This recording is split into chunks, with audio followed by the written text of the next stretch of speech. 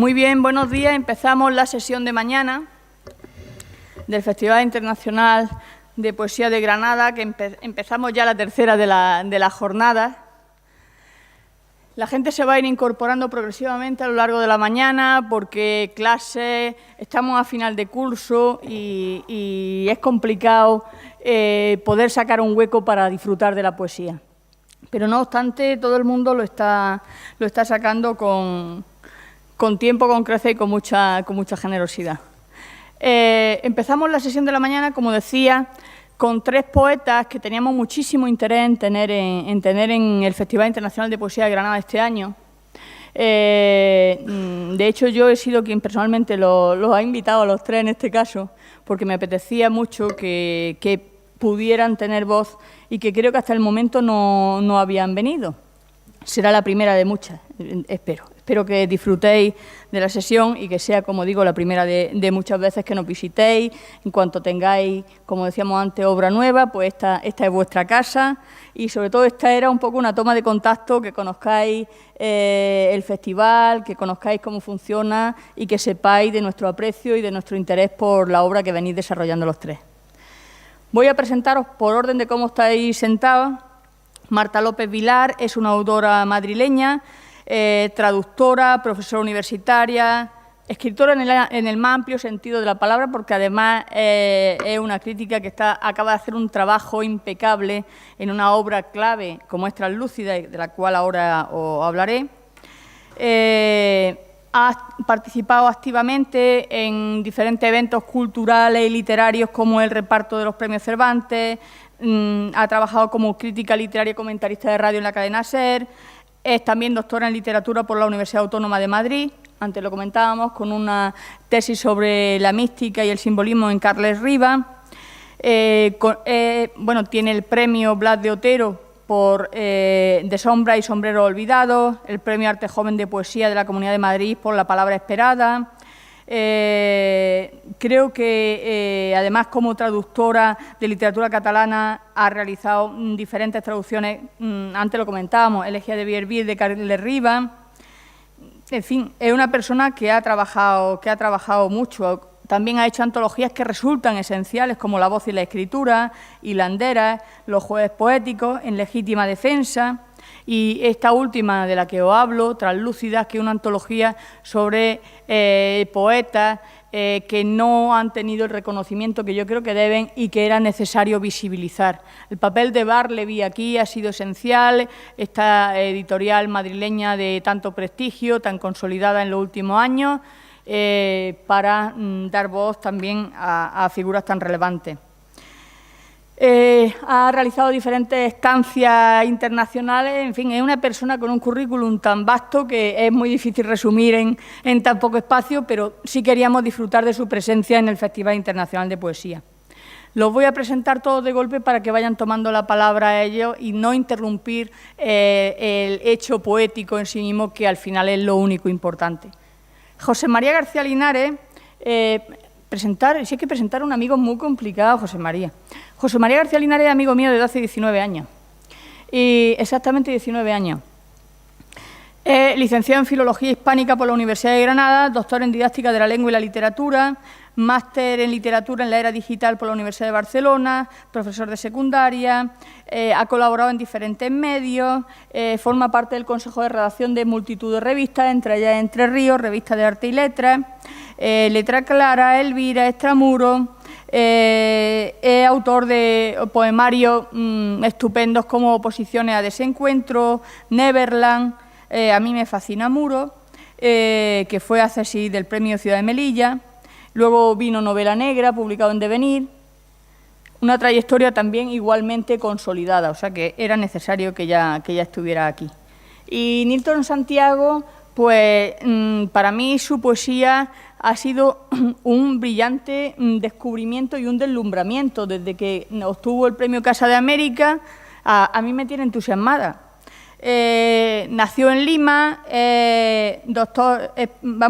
hizo Derecho y Ciencias Políticas y ahí publicó su primer poemario, que yo no he tenido todavía la oportunidad de leer, El libro de los espejos. También ha publicado en diferentes revistas como Nayagua, incluso en el ABC, en diferentes medios. La raíz invertida, Ombligo, Nagari, Buriñón.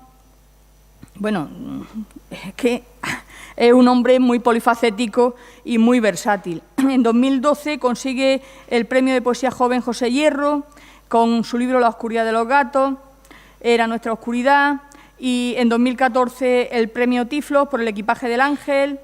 Y, bueno, las musas se han ido de copas. Es que ese libro es una maravilla. Y, de hecho, es un libro que todo el mundo debería conocer. Entonces, pues, tienen la palabra los poetas. Muchísimas gracias por estar en este festival de poesía que quiere ser heterogéneo y recoger a lo mejor de cada estética, de cada tendencia, y muestra de ello es esta mesa tan plural y tan rica con la que iniciamos la jornada de hoy.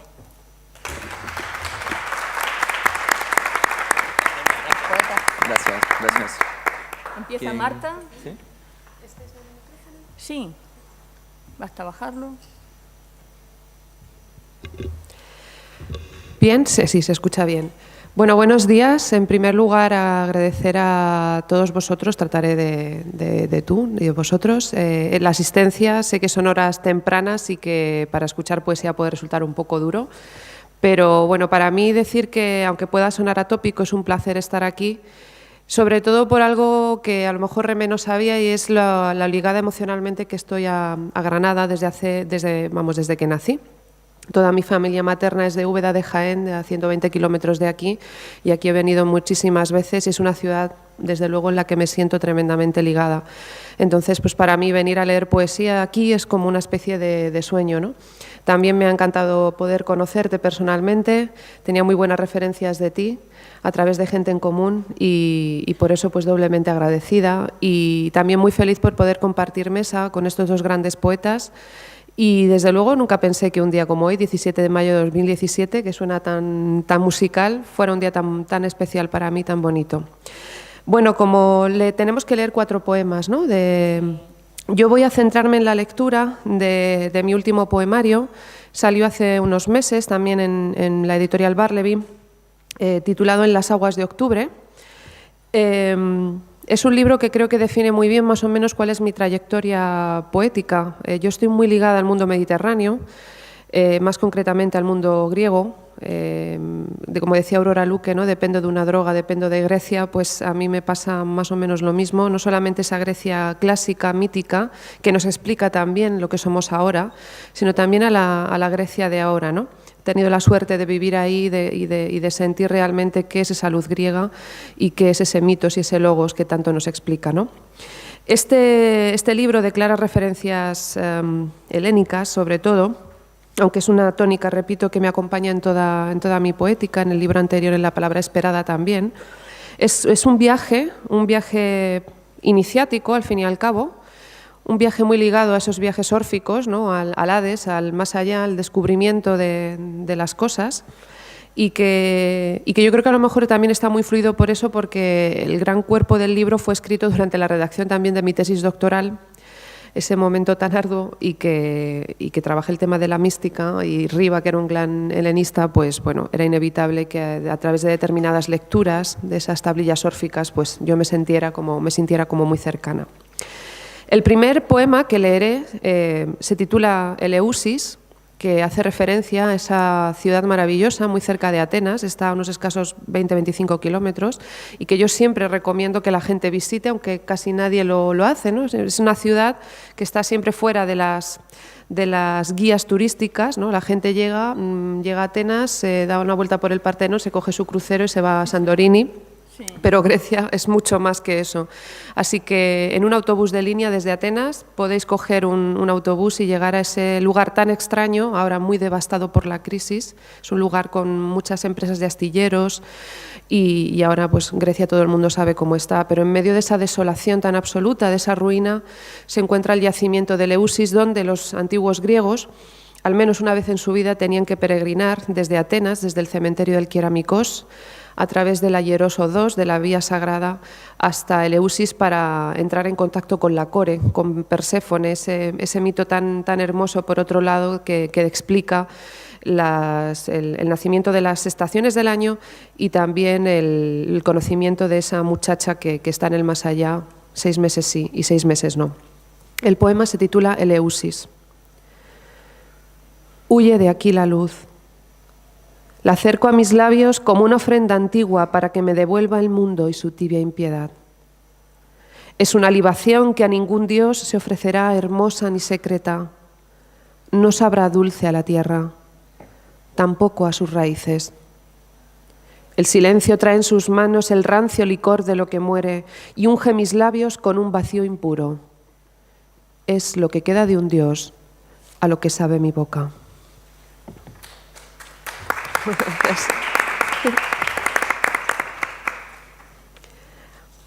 El siguiente poema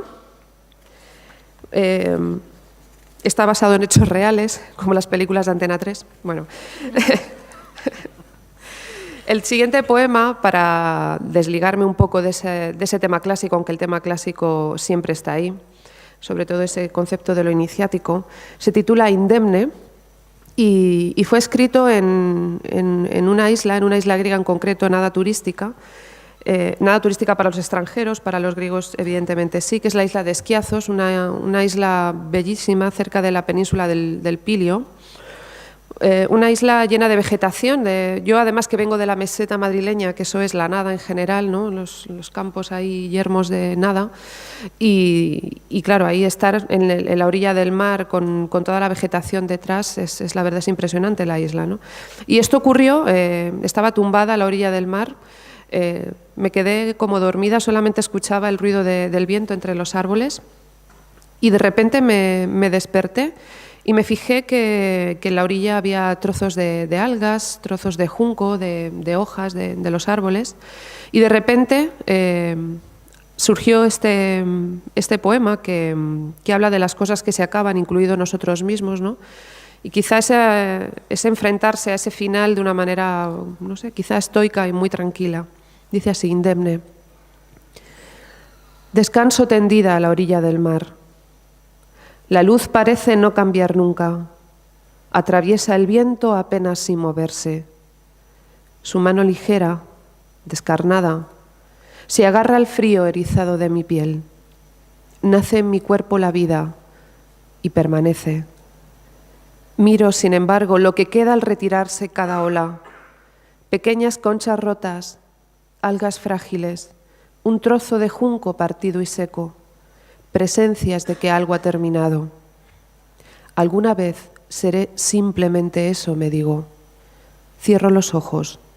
Alguna vez seré simplemente eso.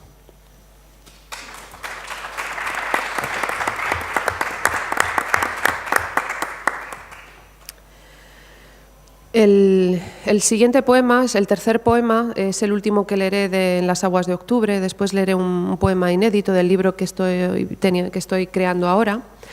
Este poema se titula El almendro y está muy ligado a ese paisaje de la infancia, ese paisaje emocional del que he hablado antes, allí en Úbeda, en una casa que tenían mis abuelos a las afueras de la ciudad, y donde yo pasaba gran parte de mi tiempo. Yo he pasado en mi infancia incluso más tiempo en Úbeda que en Madrid, a pesar de que he estudiado en Madrid, pero siempre que llegaban puentes o las fiestas, Semana Santa, Navidades, verano, pues siempre me iba a Úbeda. Y esos veranos en Úbeda estaban en esta casa, una casa rodeada de almendros, y yo siempre jugaba cuando era pequeña. Yo además soy hija única, jugaba con mi prima, también hija única, y jugábamos en los árboles. Ella tenía su árbol, que era su casa, y yo tenía mi árbol, que eran 2 almendros, que era la mía. Y jugábamos a que éramos hermanas y que estábamos casadas y con niños y todo. Era una cosa... Hay que ver, ¿eh? O sea, jugábamos a ser amas de casa. O sea, no sé, habría que reflexionar mucho el subconsciente. ¿Qué me está diciendo ahí, no? Efectivamente, ¿no? Es como una construcción social de nuestros hábitos, ¿no? Ahora me espanta, pero bueno, lo miro con ternura, pero que es verdad que era desconcertante. Eso sí, trabajábamos. O sea, salíamos a trabajar también. Me quedo más tranquila. Bueno, pues en esos almendros, que era mi casa, era ese almendro, forma parte de esa fotografía emocional de un momento en el que todo el mundo está, ¿no? Todos los seres queridos están. Pasaron los años y bueno, familiarmente desaparecieron personas de manera además bastante súbita, muy jóvenes y muy queridas por mí. Y aquello de repente dibuja un paisaje manco, ¿no? Un paisaje incompleto en el que siempre va a faltar algo. Y justamente el año de la primera pérdida de un familiar muy querido por mí, muy cercano, en concreto era mi tía, la madre de mi prima, justamente ese año tuvieron que talar los árboles, talaron todos esos almendros. Y parecía una metáfora, ¿no?, de cómo de repente desaparece un ser querido de manera además muy traumática, muy súbita, y también desaparece esa casa de la infancia que recreaba mis momentos de felicidad del verano. Entonces salió este poema titulado El almendro. Solo este árbol sabe. Ve en su resina la dulce voz de cada atardecer. Cuando era niña, él era mi casa. Conocía los nombres que eran míos. Todo era tiempo indemne, sagrada memoria de la que nadie se marchaba.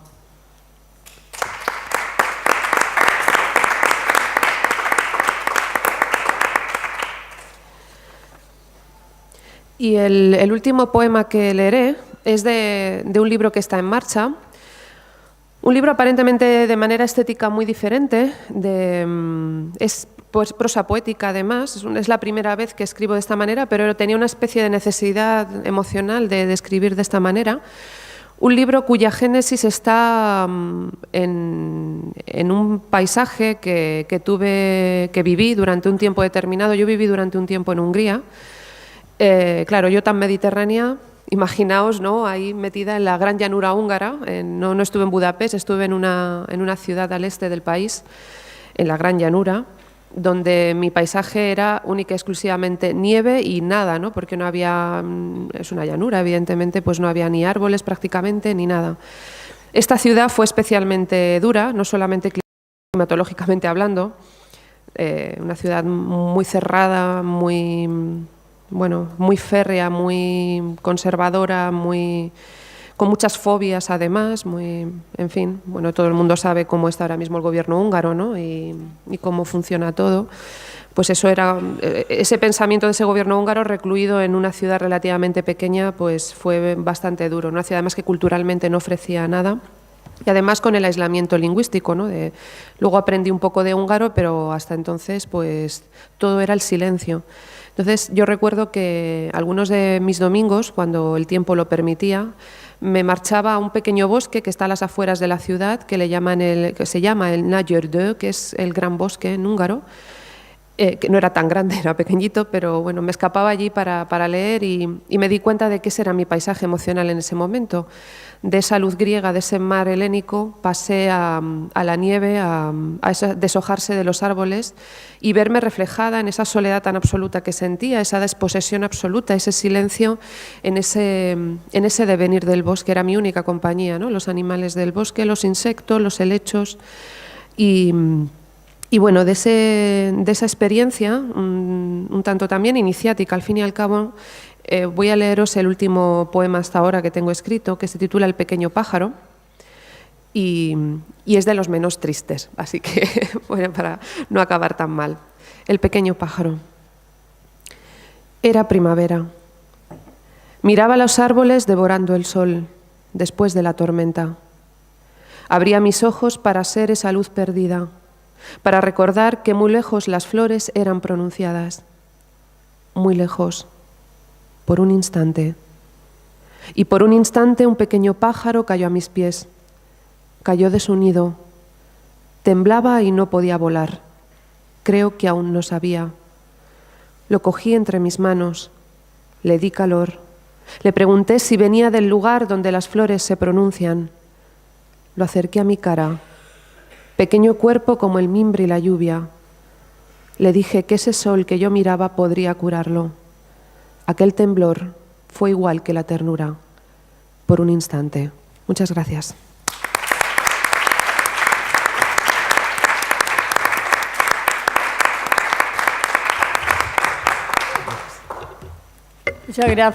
Muchas gracias, Marta. Tiene la palabra José María García Linares.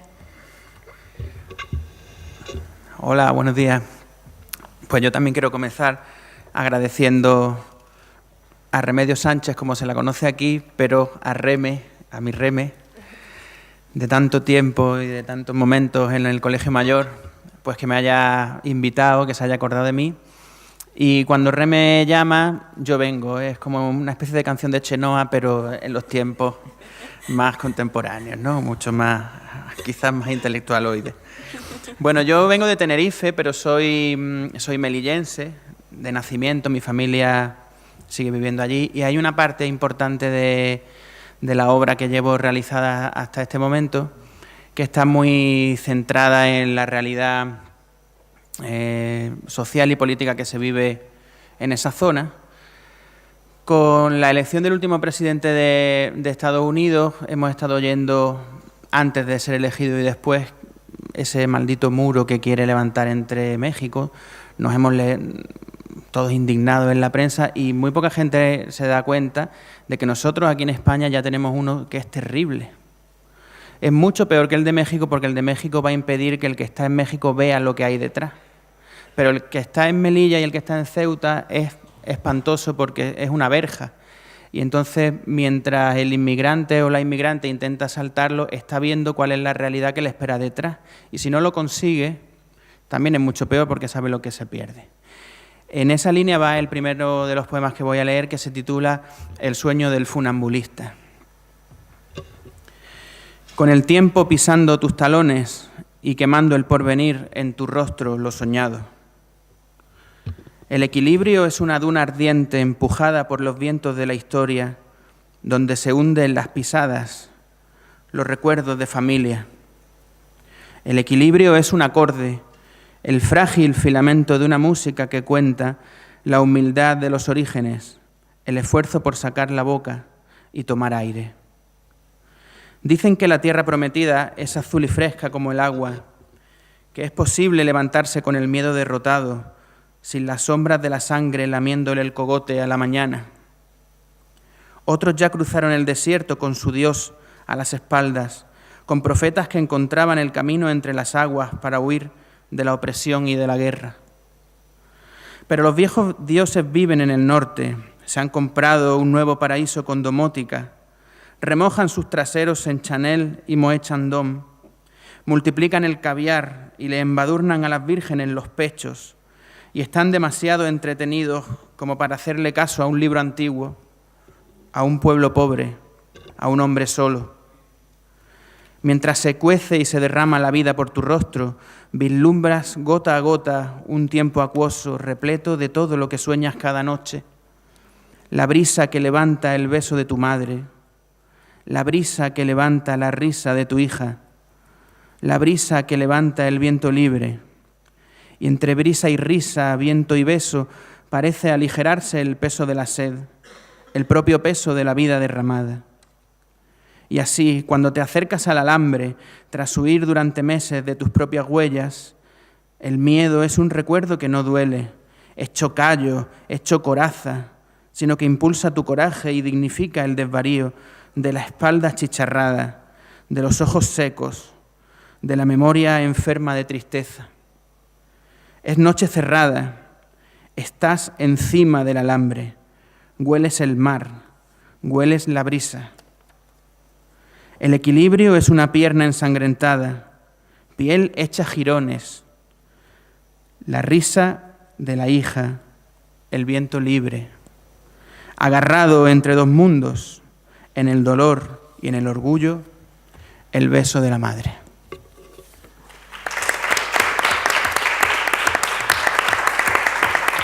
Gracias. El siguiente poema, titulado Utilidad, surgió porque en los últimos años estoy escuchando continuamente en mis clases de bachillerato una pregunta que es síntoma de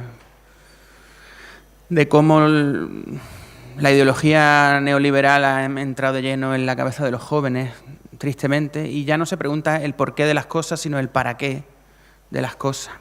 Y se titula Utilidad. Nos han arrebatado la quietud, el vuelo de los ojos sobre el mar, la tarde anaranjada en una taza de café, el paso lento y delicioso del otoño, las horas sin reloj en el silencio sosegado de la vida. No somos capaces de saber en qué momento nos perdimos, cuándo dejamos de ser aquel ardor capaz de leer el mundo, de aprenderlo, de salvarlo, y cuándo comenzamos a mudar la piel de nuestros nombres, a transformarnos en materia pura, a despertar una mañana convertidos en un número, en la sombra entristecida de un deseo. Pretendo resistir, pretendes respirar, pero caemos aplastados nuevamente en la contradicción de querer volar y temer el viento. Y así la fuerza va apagándose, el ímpetu se arruga, la voz no es más que el eco del fracaso. No sabemos con certeza si esta vida y sus certezas son las nuestras, si vendimos nuestros sueños una noche, si nuestra libertad valía tan poco que no nos mereció la pena dar batalla, y sin embargo es evidente que accedimos a jugar y que es el juego la derrota. Los días se han tornado de cartón, los amigos son perfiles muy lejanos, la verdad es un discurso sospechoso, fragmentario, como un verso en colisión con un espejo a plazo fijo. Han hecho de tu vida y de la mía una vida a bajo coste. Han hecho del azul del cielo un dato pixelado, pues ni es cielo ni es azul. De las palabras una trampa para engañarnos con palabras. De la memoria un libro con esquemas y resúmenes infieles del dolor. Los niños juegan en los escaparates de presentes y futuras inversiones, y los viejos son sobrantes malolientes sin posibilidad de reciclaje. El tiempo tiene precio y el espacio ha perdido su poética, enterrado bajo el suelo financiero de países que comercian con las armas y la paz. Y así cualquier brazo que toco es una cosa, cualquier rostro que pienso es una cosa, cualquier miedo que siento es una cosa. Tan solo cuando cierras y te acercas y dejas el llavero en la bandeja, la vida se suaviza y se descorcha la alegría. Vuelve la calma de la lluvia a la pupila tibia de la noche y las voces de los libros se derraman por el universo de nuestro sillón de orejas. Solo entonces es posible no pensar ¿para qué sirven los besos? ¿Para qué sirven tus manos? ¿Para qué sirven mis versos?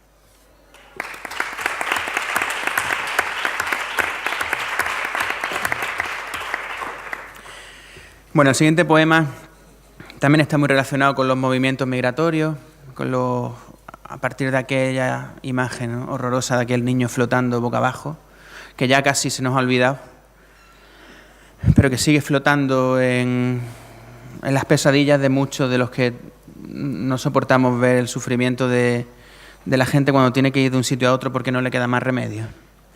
Y también de quienes tenemos familia que ha tenido que irse a otros países para poder ganarse el pan. El mar de Poseidón. Cada mar guarda su historia, sus victorias, sus miserias, sus guerreros, su tristeza, su lenguaje enredado entre las algas. Así los mares, como el hombre, conocen el lamento de la amada, la fría soledad de la distancia, el rastro de los besos en la noche, el canto a la deriva de las olas. Los mares de Simbad, los de Alejandro, las aguas de Virgilio, las de Ulises, conservan la memoria de la sangre, los restos cadavéricos del miedo, los sueños del navío derrotado. Rodeado de monedas oxidadas, recuerda el olvidado Poseidón el tiempo en el que fue aquel dios temido, capaz de hacer temblar a los más bravos. Su reino de corales y sirenas, de escudos y armaduras malheridas, de cascos que aún cobijan pensamientos y espadas empuñadas por la arena, se pudre entre neumáticos y plásticos mecidos por los siglos y el silencio. Con el tridente en la mano y la tristeza en los ojos, se ahoga Poseidón en un presente cuyos mitos tienen precio. Un tiempo que no puede ya cantar la grandeza de los hombres, sino el hambre, la injusticia, el grito y la penuria de los niños. Las naves que surcaban el Egeo, los soldados, los remeros, las velas aireadas por Eolo, no son hoy sino chalanas golpeadas por la noche, chalupas de inocentes asustados, de madres que jamás debieran ver el llanto de sus hijos sobre el mar, de chicos que han escrito en la tormenta el infame destino de la vida. Y llora Poseidón en lo profundo, conforme van los cuerpos descendiendo, el miedo congelado en los semblantes, la mano ya lejana en la pupila, un último socorro entre los labios, y se va acercando a ellos y los toca, besa el rostro de un bebé, deja que bailen sus dedos en el suave cabello de una joven y sujeta el cuerpo de otro, todos héroes verdaderos. ¿Qué dioses tienen sitio en este mundo? Y agita lentamente su tridente y asciende en el ligero remolino aquellos que no son trofeos de guerra, cuerpos bellos, cuerpos jóvenes, varados cuerpos en la orilla de una historia sin canciones, despojada de la gloria y despojada de los hombres.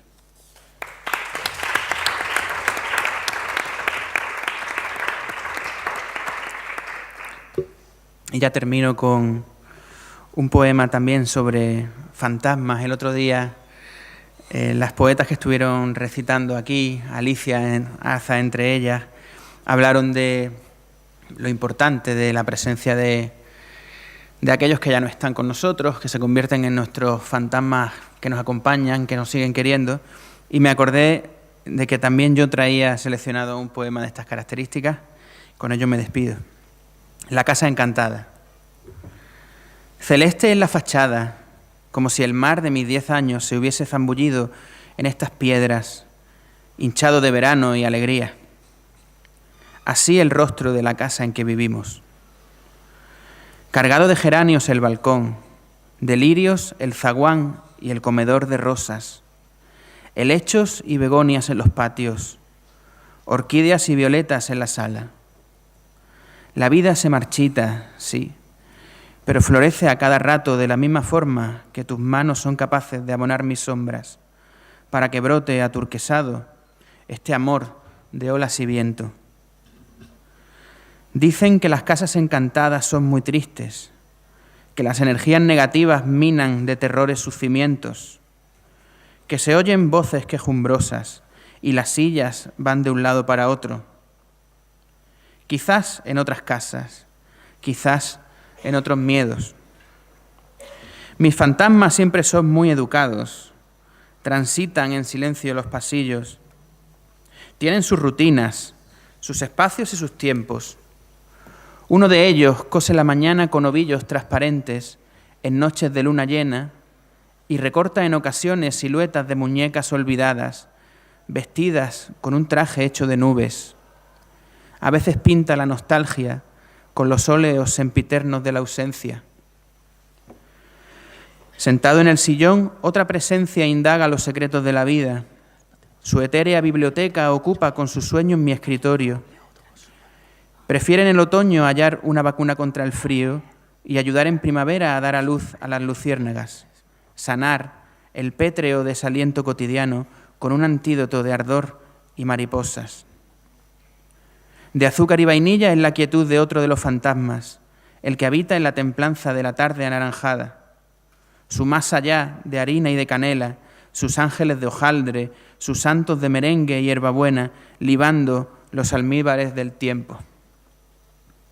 Siglo a siglo, aguarda a que otro espectro se despierte de su siesta y dé comienzo al relato enamorado de las cosas en el cuarto de los niños, a canciones infantiles y leyendas que dormitan en la gruta inaccesible de la historia. Rodeado de ojos rosas, disfraza con principios y finales el insoportable peso de lo eterno. Así son los encantos de esta casa, sus pétalos, sus voces, su lenguaje de ovillos y pinceles, de antídotos y libros, de azúcar y canciones, para morir y seguir viviendo, para pasar y seguir estando, sin miedos, sin terror, en compañía. Así, tú y yo cruzamos el estrecho que une nuestro ayer con el mañana, remando el firmamento del presente, haciendo del hogar soplo de paz, sorbo de sed y encantamiento. Muchas gracias.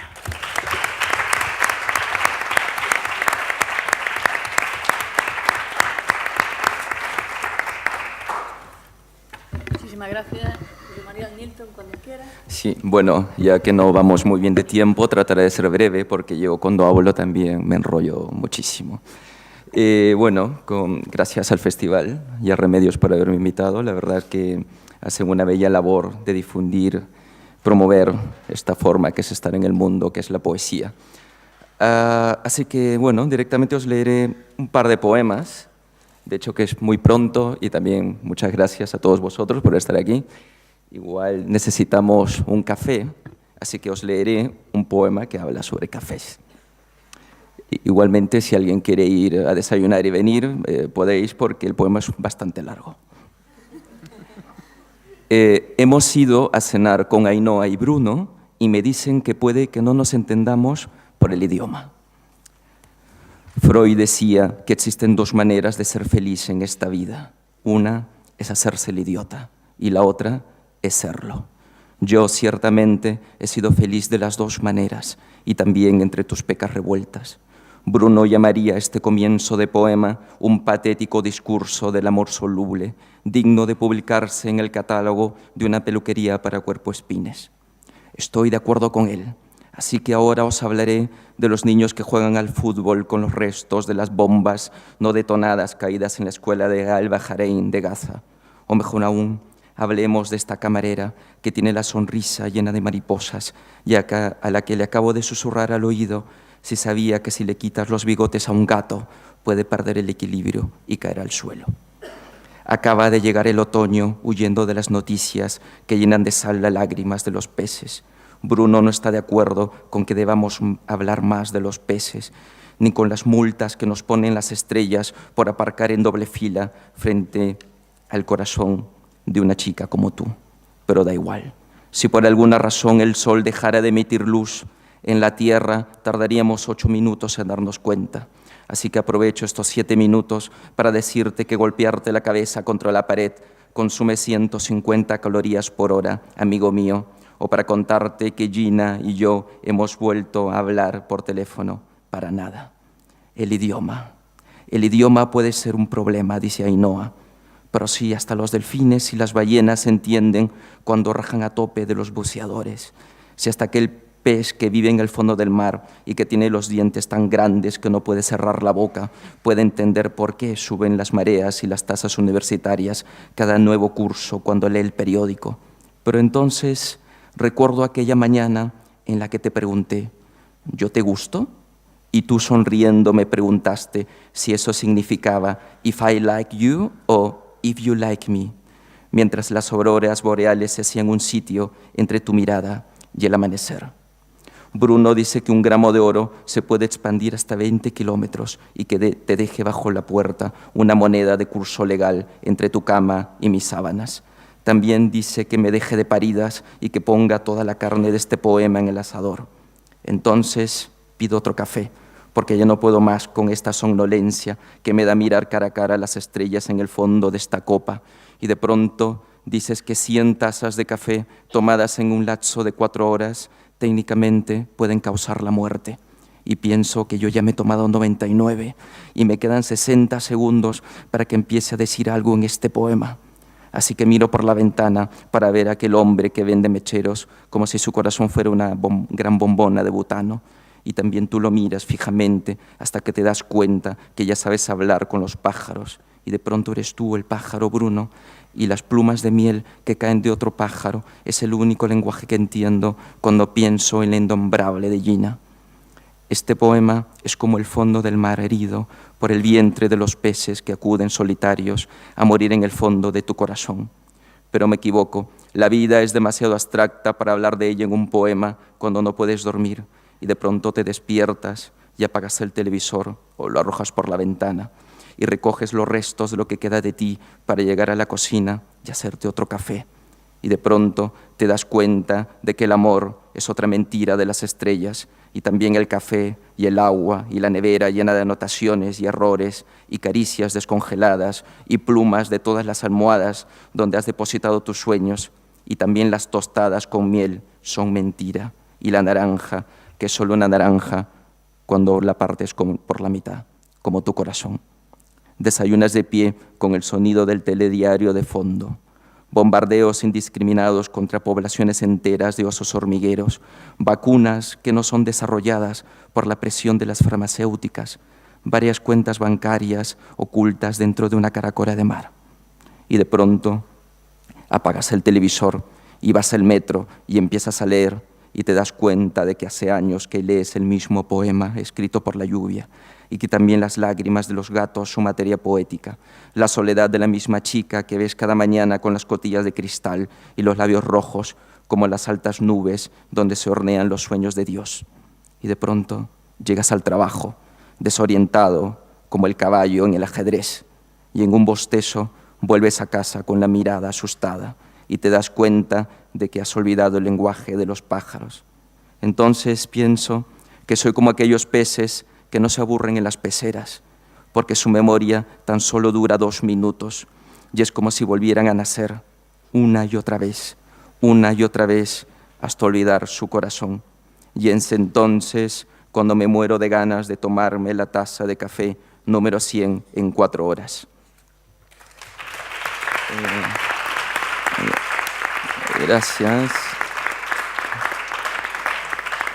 Voy a buscar un poema más corto para no aburrirlos. Creo que tenía por aquí un poemita. Creo que es el más corto que tengo, pero lo siento mucho, la verdad. Bueno, cada poema tiene su historia, pero ya digo que yo me enrollo como una persiana, así que es mejor que luego lo hablemos con un café. Este poema se llama Frida sale a comprar el pan y se encuentra un bolso lleno de ideas abandonado en el ascensor. Sé que no te interesa saber sobre los últimos bombardeos en los suburbios de mi corazón. Lo sé porque siempre que escuchas a Gainsbourg o lees sobre mayo del 68, te imaginas, vaya tontería, que el amor es tan raro como un payaso en un entierro y ni siquiera me escuchas. Mi penoso pasado es para ti menos importante que los huevos duros o el porcentaje de fibra en los panecillos de tus desayunos.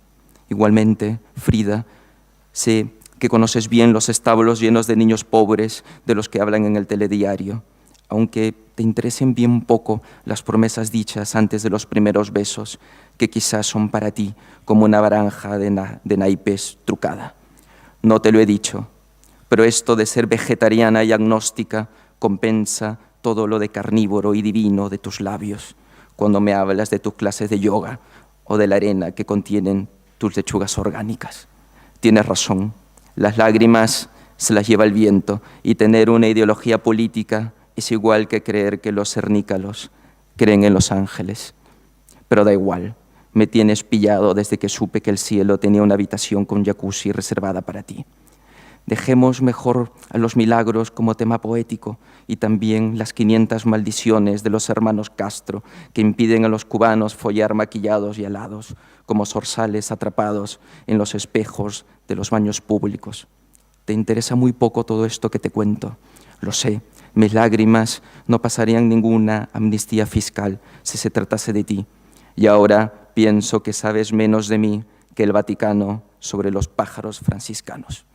Vaya, ahora te veo entrar en casa y ni me había enterado que te habías marchado, mientras te preguntaba si sabías que las mariposas tienen el sentido del gusto en sus patas. Veo que llevas una barra de pan, un bolso lleno de ideas y una nueva cerradura de oro entre tus costillas. ¿O es una llave? Creo que ahora tienes contigo todo lo impuro de este poema que no digo y que pronto saldrá malherido de esta hoja de papel para meterse con todo y zapatos en tu cama.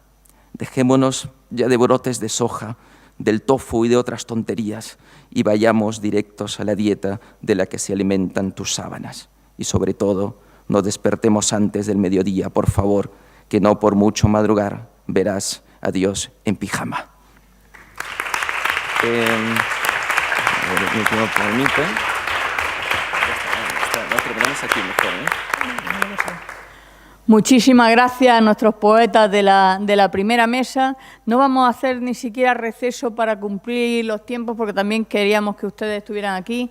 Y sobre la marcha empieza la intervención del doctor Ali Calderón.